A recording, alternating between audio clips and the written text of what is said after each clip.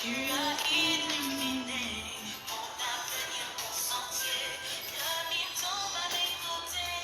Je ne serai pas atteinte car je sais que tu es mon berger.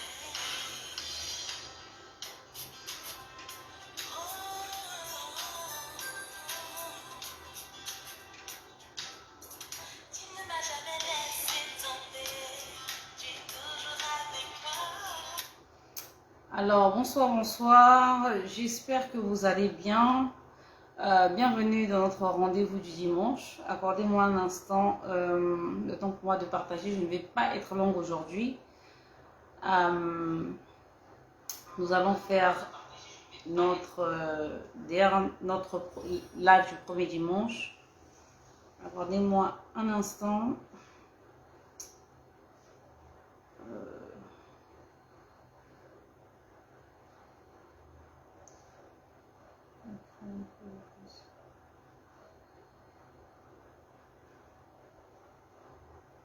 Voilà, alors bonsoir, bonsoir, j'espère que vous allez bien. Donc bienvenue dans le live du dernier dimanche, du premier dimanche, pardon, excusez-moi, du mois d'avril. Je suis Madame Chani Sorel-Koya, je suis chargée de la spiritualité, en tout cas responsable adjointe. Et ici nous sommes un groupe de femmes chrétiennes qui travaillons vraiment à être vertueuses, à devenir vertueuses. Et chaque mois, nous avons des tables rondes dans 6 différents domaines de la femme vertueuse qui sont l'éducation des enfants, l'entretien de soi, la vie de couple, l'entrepreneuriat, la vie de famille, la vie spirituelle. Donc nous évoluons dans ces différentes sphères et nous partageons vraiment des enseignements pour pouvoir aider chaque femme à être une femme vertueuse, parce que la femme vertueuse, elle était vraiment excellente dans tous les 6 domaines de sa vie. Donc aujourd'hui, nous allons parler de Léa. Léa, la sœur de Rachel, et la femme de Jacob. Ok, bonsoir, maman heureux, j'espère que tu vas bien. Merci de partager le live dans le groupe WhatsApp, parce que comme d'habitude, je n'ai vraiment pas accès au groupe actuellement. Donc je disais que nous allons parler de Léa. Je ne vais pas être longue aujourd'hui parce que j'ai eu une journée vraiment très chargée. Je viens à peine d'arriver. Donc du coup, je vais faire de mon mieux pour enseigner concernant Léa. D'accord? Alors, nous allons nous baser sur Genèse 29 à partir du verset 16. Qui était Léa? Comme vous savez, chacun doit prendre sa Bible. On doit apprendre de la vie de Léa. Donc du coup, qui était Léa? Léa, c'était, selon Genèse 29, la fille aînée de Laban. Ok? Le verset 17 nous dit, Léa avait les yeux délicats, mais Rachel était belle de taille et belle de figure. Donc c'était une femme qui n'était pas si belle que ça, mais elle avait de très beaux yeux. D'accord? Donc, verset 23 nous dit, le soir, il prit Léa, sa fille, et l'emmena vers Jacob, qui s'approcha d'elle. Donc, Jacob a travaillé pendant un certain moment, en tout cas, pour pouvoir, comment est-ce qu'on dit, marier Rachel. Et Laban, dans la coutume de Laban, il n'était pas possible de marier la petite sœur avant la grande sœur. Donc, du coup, Laban, sans en parler à Jacob de sa coutume, il a donné Léa, sa fille, pour épouse à Jacob, vraiment à l'issue de Jacob. Et Léa a été soumise à la volonté de son père. Parce que quelque part, moi je me dis que elle a accepté certainement aussi parce que voilà, elle avait certainement des sentiments pour Jacob. Parce que c'est vraiment quand même difficile d'accepter qu'on te donne à un homme comme ça, simplement à cause de la coutume. Donc bref, c'était une femme qui était soumise à la volonté de son père. Parce que vraiment pour accepter cela, vraiment il faudrait avoir une certaine soumission, vraiment, être à l'écoute vraiment de ses parents. Donc, le verset 23 nous fait comprendre que, le verset 30, pardon, je parle des versets où on parle de Léa.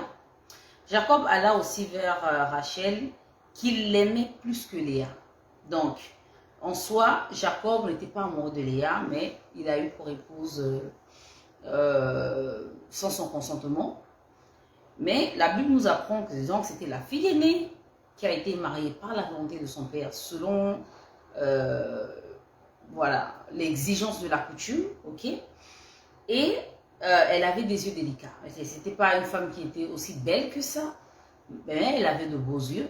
Et ensuite, c'était une femme qui n'était pas aimée par Jacob.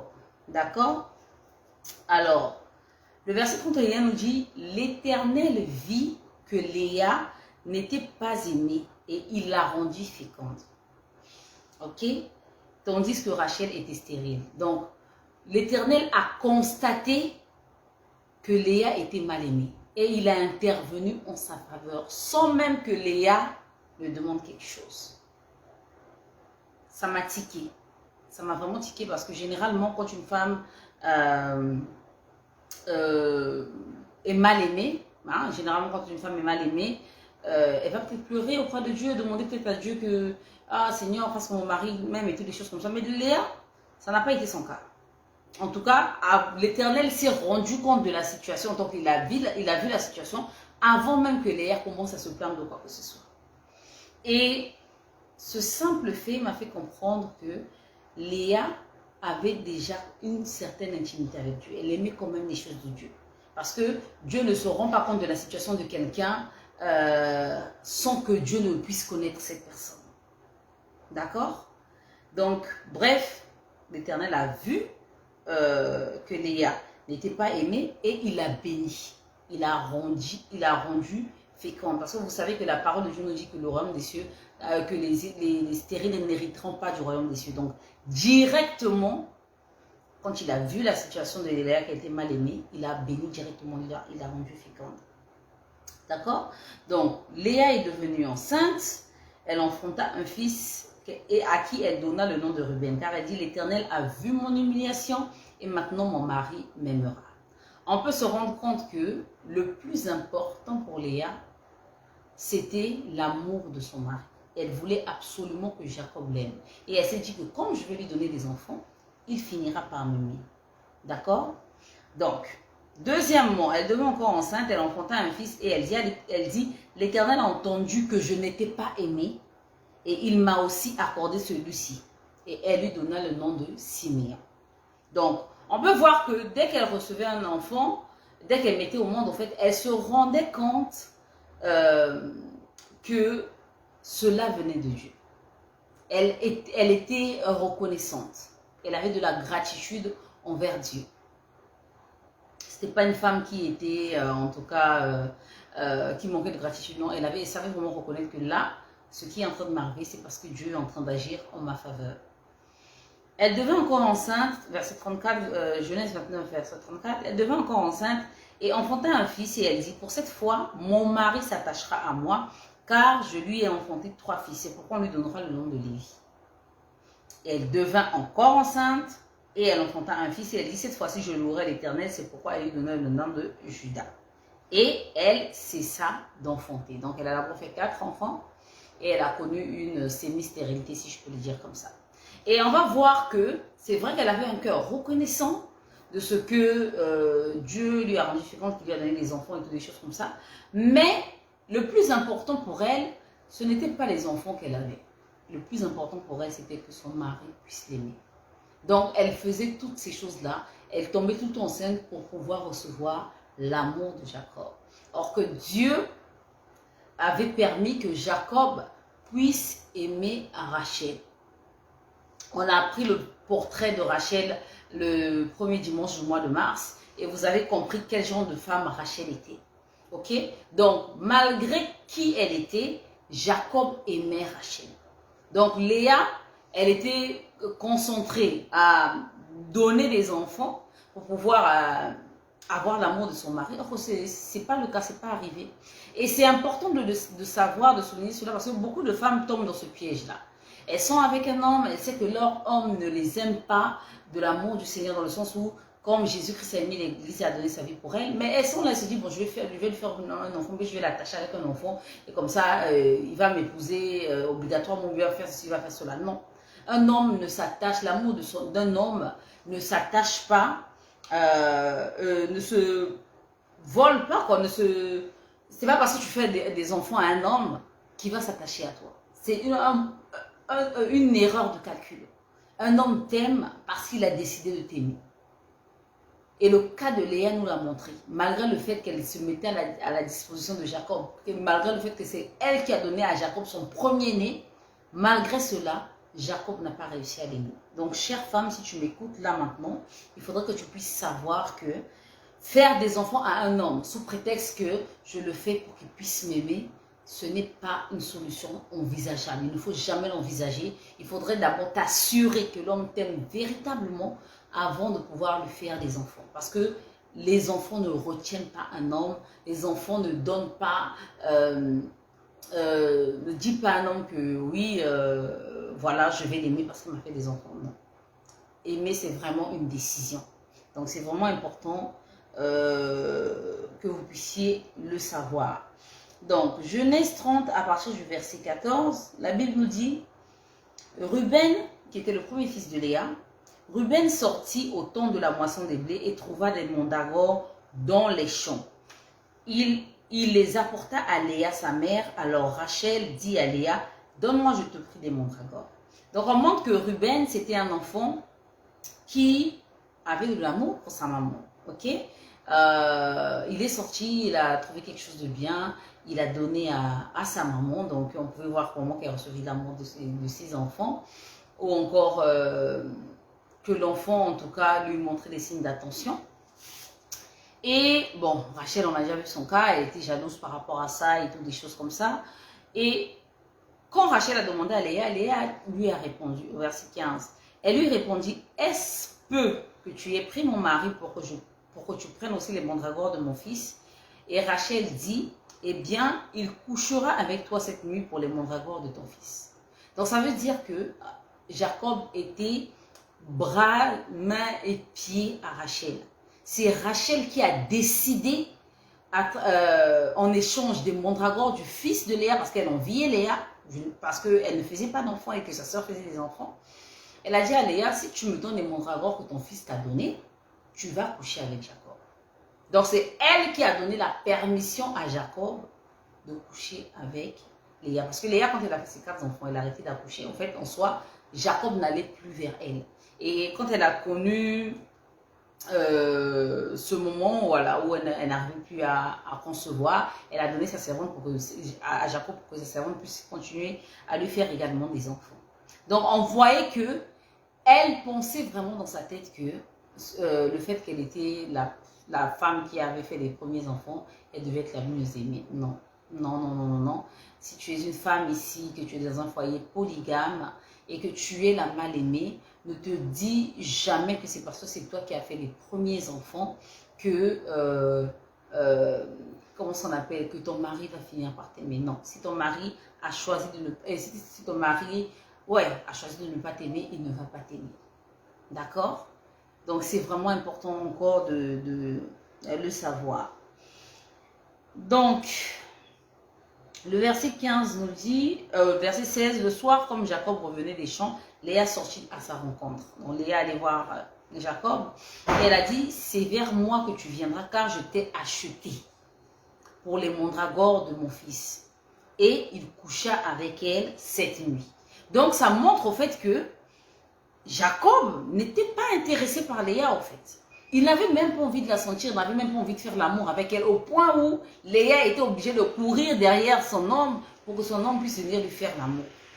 Donc c'est Rachel, c'est parce que ce que Rachel, le fils de Ruben, le cadeau que Ruben a fait à sa maman, c'est à cause de cela que Rachel a donné la permission à Léa d'aller coucher à Jacob. Vous voyez un peu le mépris dans lequel elle vivait, l'humiliation dans laquelle elle vivait, au point où tu es épouse de quelqu'un, mais tu es obligé de quémander des relations sexuelles avec la personne avec qui tu vis.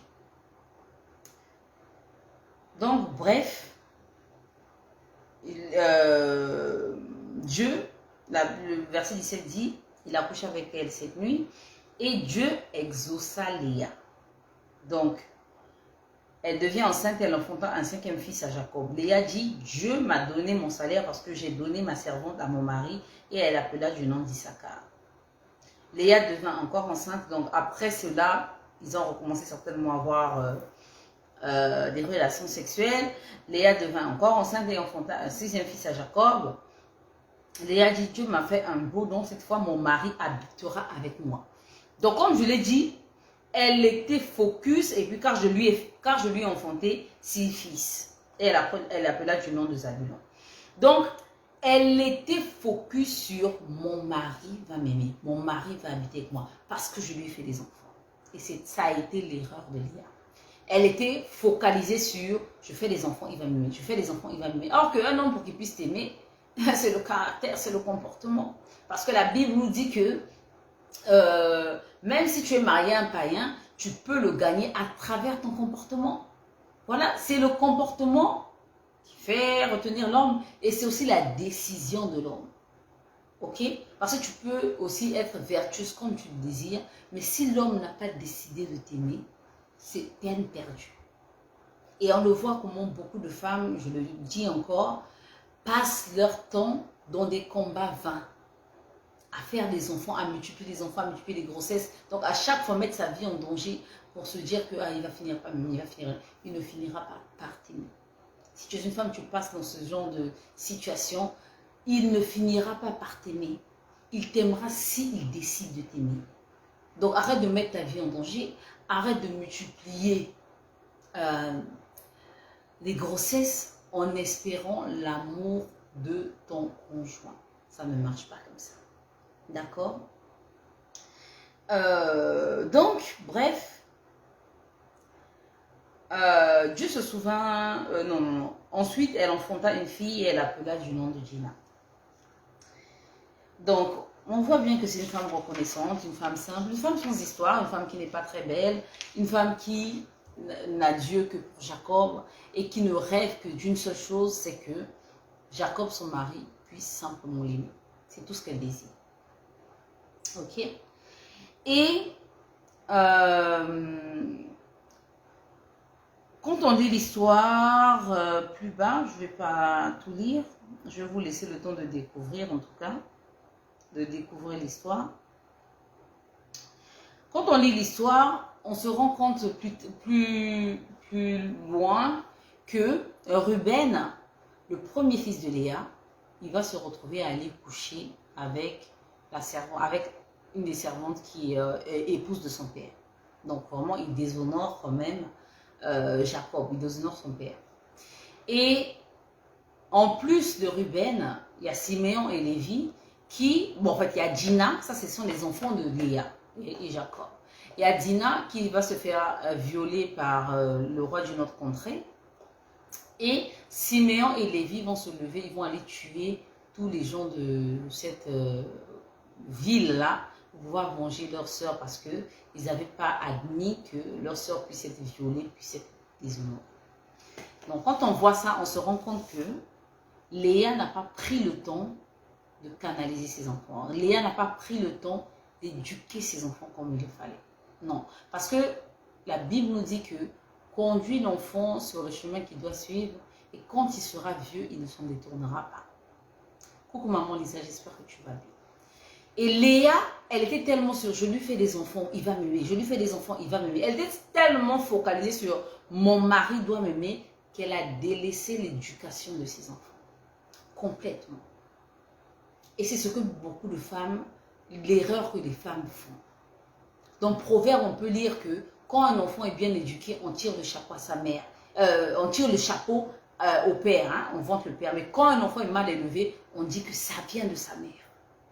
Donc du coup, le fait que Ruben a couché avec la femme de son père, avec Zilpa, si je ne me trompe pas, le fait que Dina, c'est vrai que c'était malgré elle, mais elle était sortie quand même aller s'amuser, selon ce que la Bible dit, elle a connu le viol, et que Siméon et Lévi, donc 4 carrément de ses enfants, Siméon et Lévi qui vont, ils tuent tout le monde, ça montre que l'éducation de base, il n'y en avait pas.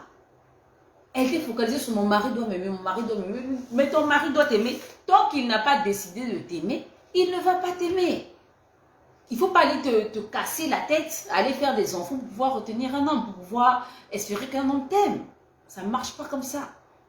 Ça ne marche pas comme ça. Et on a vu comment Rachel était stérile pendant tout ce temps, mais Joseph n'a pas cessé de l'aimer. Il n'a pas cédé jusqu'à ce que l'Éternel se souvienne d'elle et lui donne, Jacob l'appelle l'ennemi, pardon, et lui donne Joseph et Benjamin. Donc, et pourtant Rachel, ce n'était pas une femme vertueuse. Malheureusement, on l'a vu le premier mois de mars. Rachel n'était pas une femme vertueuse, elle était envieuse, elle était jalouse, elle manquait de patience, elle avait beaucoup de défauts. Mais malgré ce caractère, Jacob avait décidé d'aimer Rachel. Et peu importe ce que Léa faisait, il n'arrivait pas à la séduire. Peu importe, elle n'arrivait pas à le séduire, elle n'arrivait pas à attirer son regard, elle n'arrivait pas à attirer son attention. Parce que son amour était porté sur Rachel. Donc, bref, après, quand on est plus loin, Rachel est morte en accouchant Benjamin. Et Léa est morte. Jacob, en fait, elle est morte avant Léa. Jacob l'a accouchée, l'a enterrée dans le tombeau des patriarches. Donc, c'est vrai qu'elle était la moins aimée, mais c'est elle qui, à sa mort, a été honorée. Pendant son vivant, elle a été humiliée, elle n'avait que l'humiliation. Mais à sa mort, c'est elle qui a été enterrée au tombeau des patriarches à Hébron. Quand je parle des tombeaux de patriarches, ça veut dire que quand on va là où Abraham et Sarah sont enterrés, c'est là où Isaac et Rebecca sont enterrés et c'est là où Jacob et Léa sont enterrés. Et pourtant, la femme qui était aimée, c'était Rachel, mais c'est Léa qui a été enterrée dans le tombeau des patriarches. Je ne sais pas qu'est-ce que cela veut véritablement dire, que sa fin soit comme cela. Bon, la Bible nous dit que vaut mieux la fin d'une chose que son commencement. Mais moi, ce que j'ai retenu de l'histoire de Léa, c'est que c'est vrai, elle n'était pas belle de figure, elle avait un beau regard, elle n'était pas belle de figure, c'est vrai, elle était mal aimée, mais pour moi, l'erreur qu'elle a commise, c'est de focaliser toute son existence à l'amour de son mari. Et elle a échoué en tant que femme éducatrice de ses enfants. Parce qu'en tant que femme, on est femme, nous-mêmes, oui. On est épouse, oui. On est mère et on est sœur, on est fille.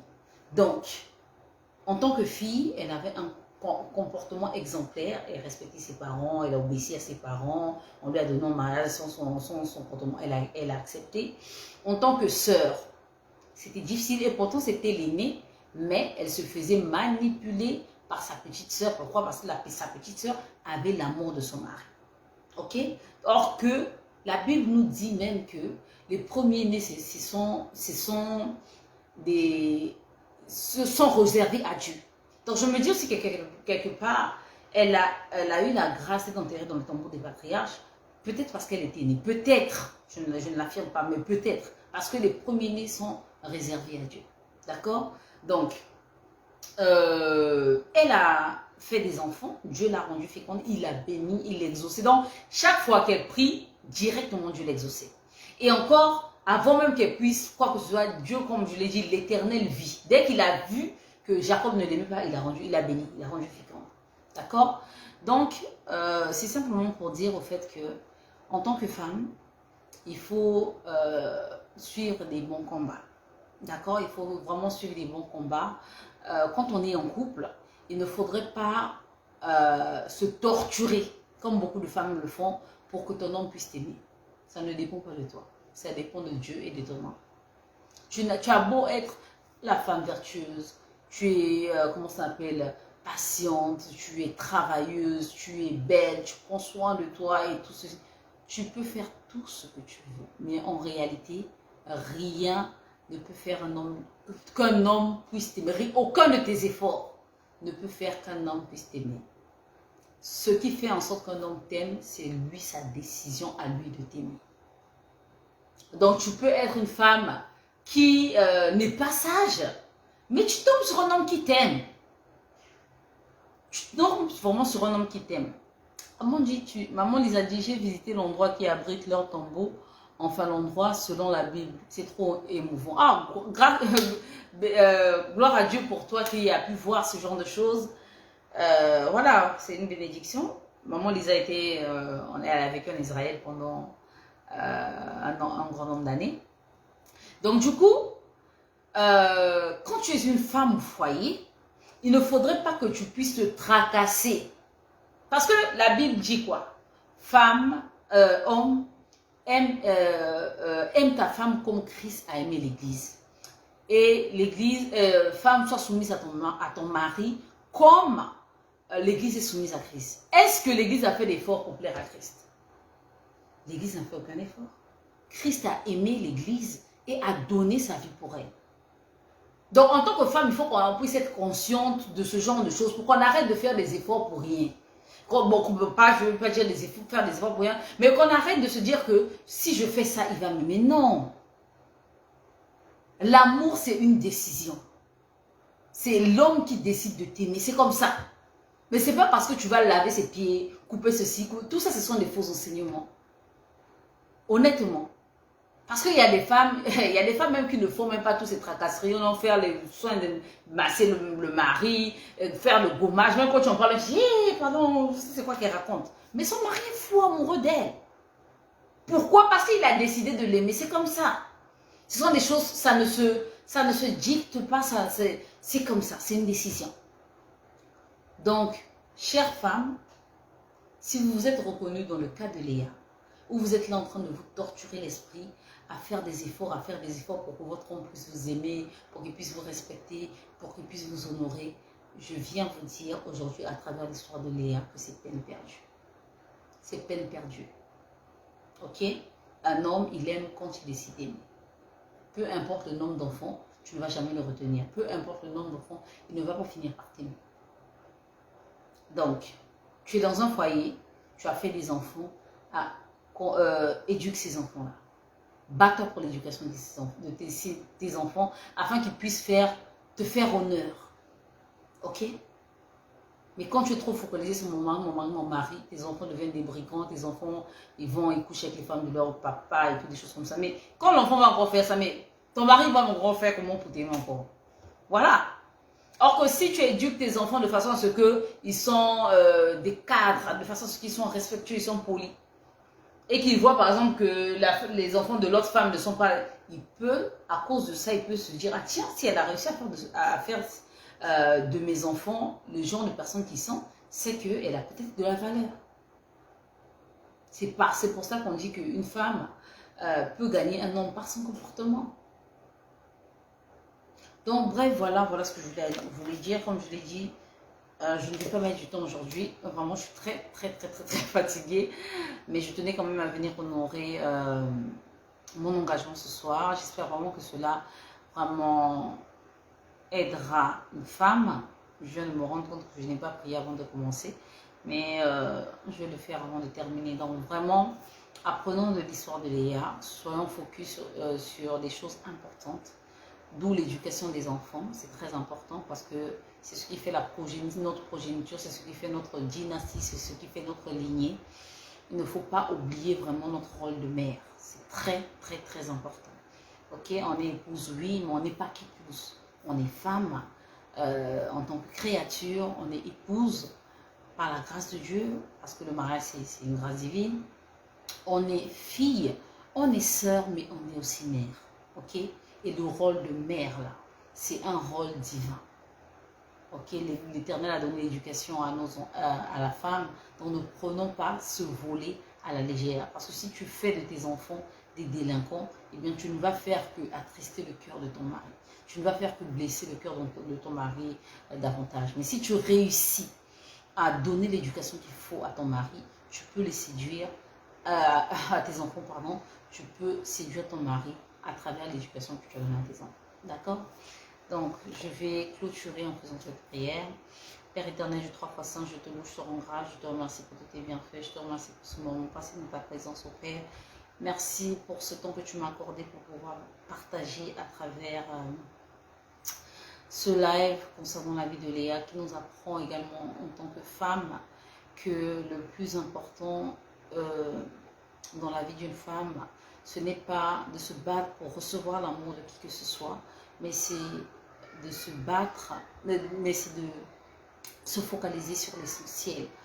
Père éternel, merci vraiment de nous aider à comprendre ces choses, de nous aider à comprendre que l'amour que tu mets dans le cœur de nos hommes, c'est un amour volontaire, c'est un amour que toi-même, tu décides de placer et ils sont libres d'aimer qui il veut, comme il veut. Donne-nous simplement d'être des femmes sages afin de ne pas faire ou suivre des combats qui ne valent pas la peine, Père éternel. Donne-nous d'être concentrés sur l'essentiel afin d'être, Seigneur, les témoignages vivants de ta gloire. Sois loué, sois adoré, Père, aujourd'hui, jamais, au nom puissant de Jésus-Christ, j'ai prié. Amen. Donc voilà ce que je voulais partager aujourd'hui. J'espère vraiment que cela vous aidera. Pour tous ceux qui nous rejoignent à la fin, n'hésitez pas de suivre en replay et d'apprendre vraiment de l'expérience de Léa. Vraiment une expérience triste. Une fin, bon, je ne vais pas dire joyeuse, parce que bon, c'est vrai que elle figure dans les tombeaux des patriarches, mais elle a vécu toute une vie triste, humiliée, blessée. Pourquoi? Parce qu'elle a fait des efforts pour pouvoir plaire à son mari, pour pouvoir séduire son mari. Mais malgré tous ces efforts, ça n'a pas marché. Donc, femme, prie que Dieu te donne un homme selon son cœur, un homme qui va t'aimer de l'amour de Dieu. C'est ça le plus important. Que tu n'es pas obligée d'être parfaite. Tu n'es pas obligée d'être la plus belle, la plus intelligente, la plus instruite, la plus indépendante. Non.